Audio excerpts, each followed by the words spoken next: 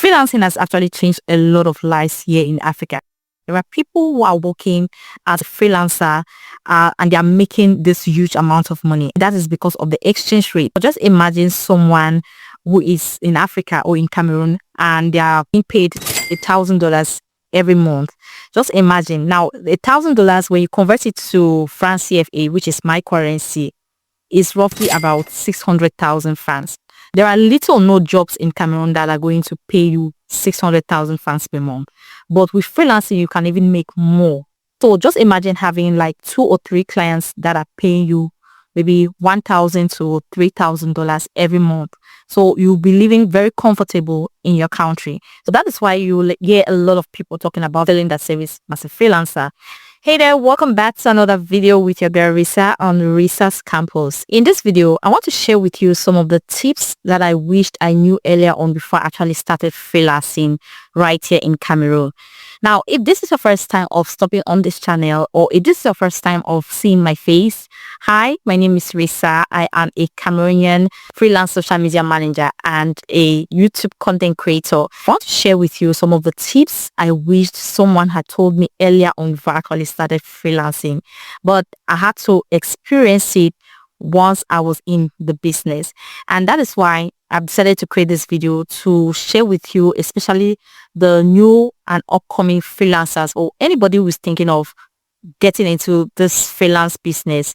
All right. So these are the tips that you need to know if you want to start freelancing. Now, I've been a freelance social media manager for 1 year now, and I only got into this business by chance. And by chance, I mean, a client saw one of my videos on YouTube and they got interested and they decided to give me a call. I did not apply to the job. I only got an email one day and that was how I got the job, right? That's why I say I got into social media management by chance. But that did not mean that I wasn't interested in freelancing or I never tried freelancing before. Now, prior to getting this job, I had been aggressively applying on Upwork, Fiverr. I mean, any freelance marketplace you can think about, I was there. I was applying constantly, but to no avail. I didn't get any clients. So that actually discouraged me a bit. And I decided to focus more on creating content on YouTube, on my niche. And as God would have planned it, a client saw, let's just say somebody saw my content and they liked it and they decided to work with me. And that was how I actually started freelancing. So if you're in Cameroon or in any other African country and you are thinking of getting into or starting freelancing, then let me tell you, freelancing is one of the best online business you can start. That is because you just need only one client. When you have just one client, I mean a client that is ready to give you a job constantly, maybe a full-time employment, and you're working in your home right here in Africa, because of the exchange rates as dollars to your currency, your local currency, you make a lot more money than you would make from maybe a regular job that you do in your country. Before you start freelancing, you need to know the basics. These are what you need in order to start your business in freelancing or start selling your services online as a freelancer.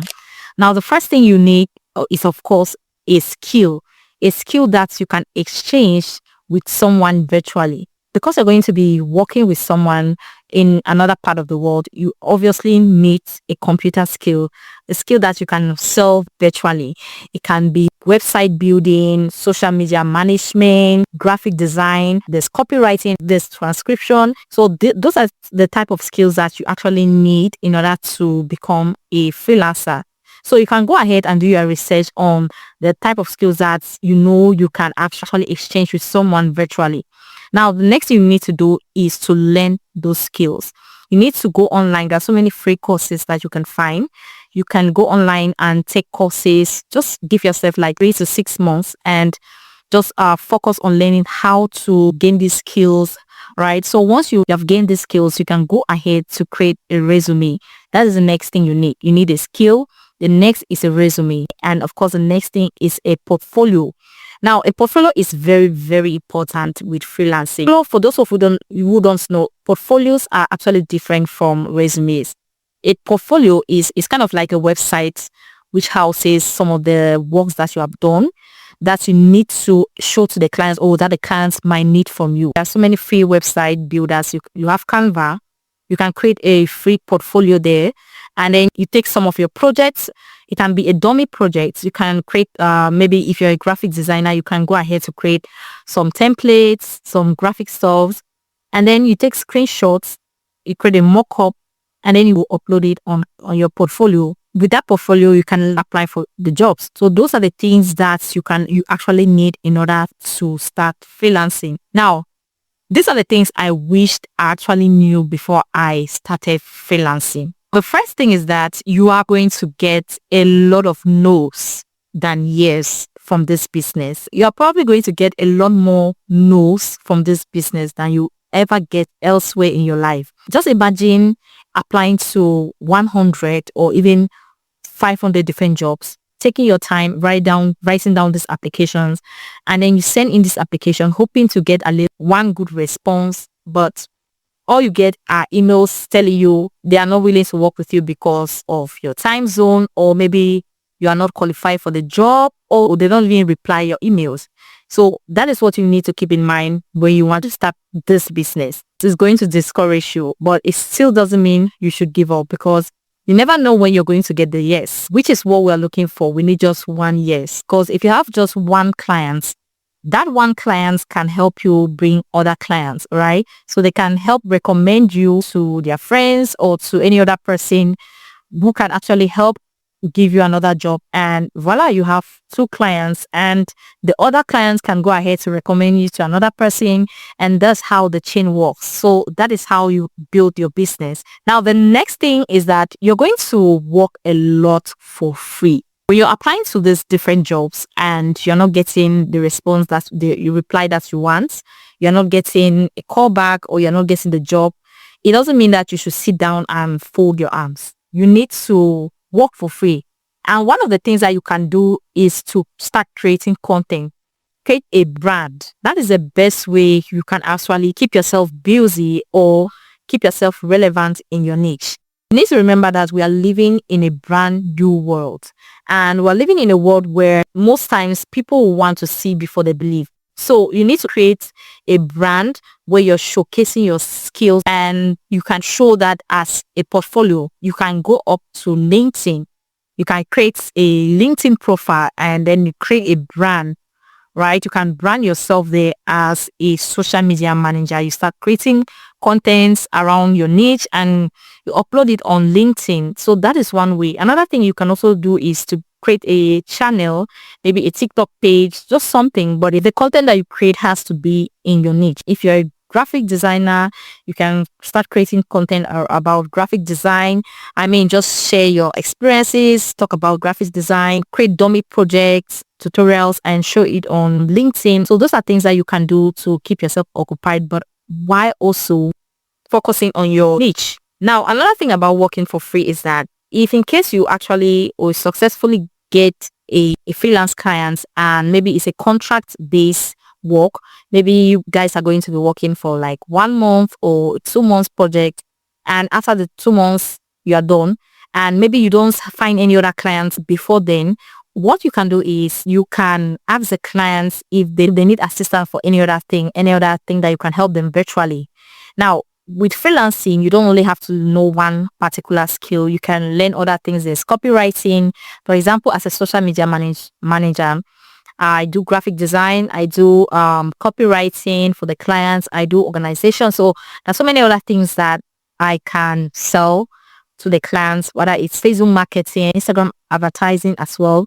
So if in case you have a client and maybe your contract is soon ending, you can ask the client if they have any other things that they want you to help them with, so you can go ahead and help them with. And if in case the client tells you, oh, I don't have enough money, I don't have a budget for this project that you want to assist me with, you can still do it for free so that you don't go ahead to lose the client. And this is a tip that I learned, and it has helped me a lot and not actually lose a client. I've actually worked for a client for free but the client decided to continue paying me, even though the amount of money was not the same. But I really, really appreciated it because at that point I had no other client. He was my only client, and let me just tell you, that money was really, really helpful. Imagine if I turned the client down, and if the client had said, okay, I don't have enough money, let's just end this contract for now, and then we go our separate ways. I was still sick here with no client, struggling to apply to jobs here and there. So it's not just about the money. You don't have to only think about the money. You also have to think about the relationship you have with the client. When you do this, you're going to gain trust and credibility from that client. And not just that, when you're working for someone, you need to know that you are also building your portfolio. You're gaining in skills and knowledge as well. Now, another thing you need to know about freelancing your skills online is that you do not need to accept just about any job that comes your way. I know this is kind of ironical because freelancing is such a competitive business and you're all desperate to get the job and start making money. It's difficult to get a client. When you get a job, you're excited, but you do not need to accept just about any job, especially a job that does not tie with your values. Now, this is what happened to me. One time, I got a message from LinkedIn. This person had gone through my LinkedIn profile and they decided to send me a message to work with them. This man actually had 3 projects or three things he wanted me to handle. Now, the first thing is that I was going to be creating and uploading content daily on his YouTube channel. And then the next thing is that he needed me to get leads from LinkedIn 3 days in a week. That was what he had in mind. And then I asked him how much he had budgeted for the project. And then he just turned around to ask me my price or how much I'm willing to charge for the project.